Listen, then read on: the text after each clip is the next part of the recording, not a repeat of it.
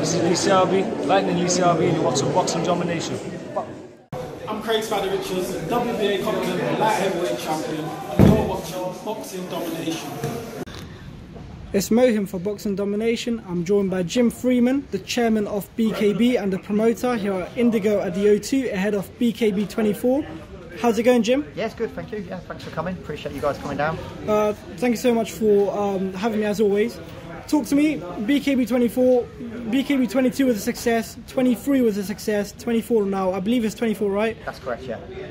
Talk to me about it, talk to me about the event. So, you know, we just have a good card, solid card all the way through. We're not about like, you know, glove boxing where you have like a main event and then an undercard no one really bothers with. You just kind of go for the main event. All our fights can be spectacular from the first one to the last one. Well matched guys. We're similar to sort of like the UFC where we sign all the guys, all our guys. So we have no there's no home or away fighters like you would have in traditional sort of glove boxing. Everyone has a fair fight, and we ask the guys to sell a few tickets to get a fair fight, and that's pretty much how we run our business model. So, you know, it is just about having good fights from the start to the last. So obviously tonight we've got Scott McHugh versus Carlos Guerrero. We know the history behind Britain versus Mexico.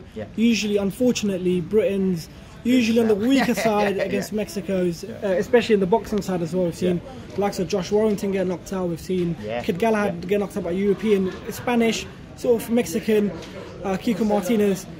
Talk to me, what's your thoughts on the fight, and obviously with the main event, the Dorian Darch, who's a former boxer? I think that Scott's got a very uphill struggle. I've got Carlos as the favourite. You know, he's WBC world champion.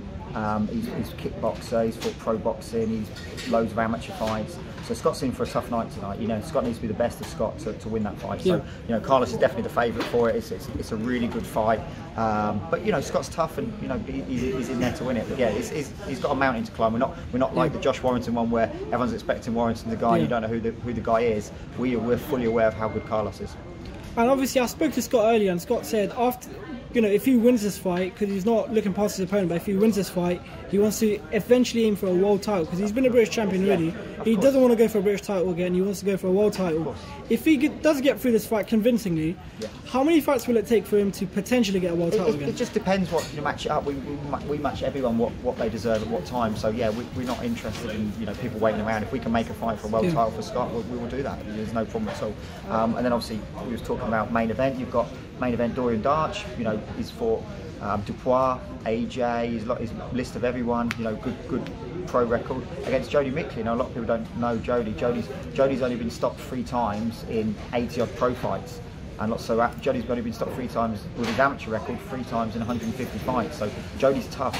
You know, stepping in 11 days notice is how good Jody's going to be on the night. But expect fireworks, because we all like to see a heavyweight fight in whatever combat sports, don't we?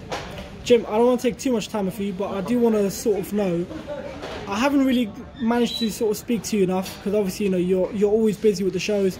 I do want to know, why did you choose BKB, the hardest sport in my opinion in the combat sports of all of them? How come you chose BKB of all of them? No, I've always been a boxing fan. My brother was a decent enough boxer. But no, we invented the sport. There was no BKB. We invented it. It was like you'd imagine it in hay bales with gangsters and just rubbish. So yeah, we invented the sport and we took it to where it is now. And now, you know, it's legal. And now you're seeing other people popping up around the world. But you know, the sport itself was invented here, really. Oh wow!